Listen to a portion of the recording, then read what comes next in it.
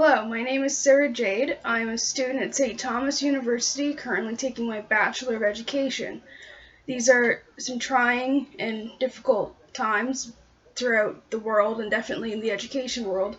So we at St. Thomas have decided to do some initiatives to get some resources and some activities out there for teachers and students who are also stuck at home during these times. Today I will be reading the story Death by Scrabble by Charlie Fish. Death by Scrabble. It's a hot day, and I hate my wife. We're playing Scrabble. That's how bad it is. I'm 42 years old. It's a blistering hot Sunday afternoon, and all I can think of to do with my life is to play Scrabble. I should be out, doing exercise, spending money, meeting people. I don't think I've spoken to anyone except for my wife since Thursday morning. On Thursday morning, I spoke to the mailman. My letters are crap. I play, appropriately, begin, with the N on the little pink star, 22 points. I watch my wife's smug expression as she rearranges her letters. Clack, clack, clack. I hate her. If she wasn't around, I'd be doing something interesting right now. I'd be climbing Mount Kilimanjaro, I'd be starring in the latest Hollywood blockbuster, I'd be sailing the Vendée Globe on a 60-foot clipper called the New Horizons. I don't know, but I'd be doing something. She plays Jinxed, with a J on the double letter score. 30 points. She's beating me already. Maybe I should kill her. If I only had a D. Then I could play murder. That would be a sign. That would be permission. I start chewing on my U. It's a bad habit, I know. All the letters are frayed. I play warmer. First 22 points. Mainly so I can keep chewing on my U. As I'm picking new letters from the bag, I find myself thinking, the letters will tell me what to do. If they spell out kill or stab or her name or anything, I'll do it right now. I'll finish her off. My rack spells mitzvah. Plus the U in my mouth. Damn. The heat of the sun is pushing at me through the window. I can hear buzzing insects outside. I hope they're not bees. My cousin Harold swallowed a bee when he was 9. His throat swelled up and he died. I hope that if there are bees, they fly into my wife's throat. She plays sweatier, using all of her letters. 24 points plus a 50-point bonus. If it wasn't too hot to move, I would strangle her right now. I am getting sweatier. It needs to rain to clear the air.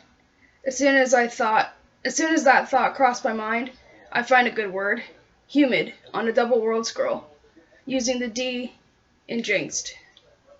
The U makes a little splash of saliva when I put it down. Another 22 points. I hope she has lousy letters. She tells me she has lousy letters. For some reason, I hate her more. She plays fan, with the F on the double letter. She gets up to fill the kettle and turns on the air conditioning. It's the hottest day for 10 years, and my wife is turning on the kettle. This is why I hate my wife. I play zaps, with the Z doubled, and she gets a nice static shock off the air conditioning unit. I find this remarkably satisfying. She sits back down with a heavy sigh and starts fiddling with her letters again. Clack, clack, clack, clack. I feel a terrible rage build inside me. Some inner poison slowly spreading through my limbs, and when it gets to my fingertips, I am going to jump out of this chair, spilling the Scrabble tiles all over the floor, and I'm going to start hitting her again and again and again. The rage gets to my fingertips and it passes. My heart is beating. I'm sweating. I think my face actually twitches. Then I sigh deeply and sit back into my chair. The kettle starts whistling. As the whistle builds, it makes me feel hotter. She plays ready on a double word for 18 points, and then goes to pour herself a cup of tea. No, I do not want one. I steal a blank tile from the letter bag when she's not looking and throw back a V from my rack. She gives me a suspicious look. She sits down with her cup of tea, making a cup ring on the table, and I play an 8-letter word, cheating, using the A of ready. 64 points, including the 50-point bonus, which means I'm beating her now. She asked if I cheated. I really, really hate her. She plays ignore on the triple word for 21 points. The score is 153 to her, 155 to me. The steam rising from her cup of tea makes me feel hotter. I try to make murderous words with the letters on my rack, but the best I can do is sleep. My wife sleeps all the time. She slept through an argument our next-door neighbor had that resulted in a broken door, a smashed TV, and a Teletubby Lala doll with the stuffing coming out. And then she bitched at me the next day for being moody from a lack of sleep. If only there was some way to get rid of her. I spot a chance and I use all my letters. Explodes. Using the X of jinxed. 72 points. That'll show her. As I put the last letter down, there's a deafening bang in the air conditioner as the air conditioner unit fails. My heart is racing, but not from the shock of the bang. I don't believe it. But it can't be a coincidence. The letters made it happen. I played the word explodes, and then it happened. The air conditioning unit exploded. And before, I played the word cheating when I cheated. And zap when my wife got the electric shock. The words are coming true. The letters are choosing the future. The whole game is jinxed. My wife plays sign with the N on a triple letter for 10 points. I have to test this. I have to play something and see if it happens. Something unlikely to prove the letters are making it happen. My rack is A, B, Q, Y, F, W, E. That doesn't leave me with a lot of options. I start frantically chewing on the B.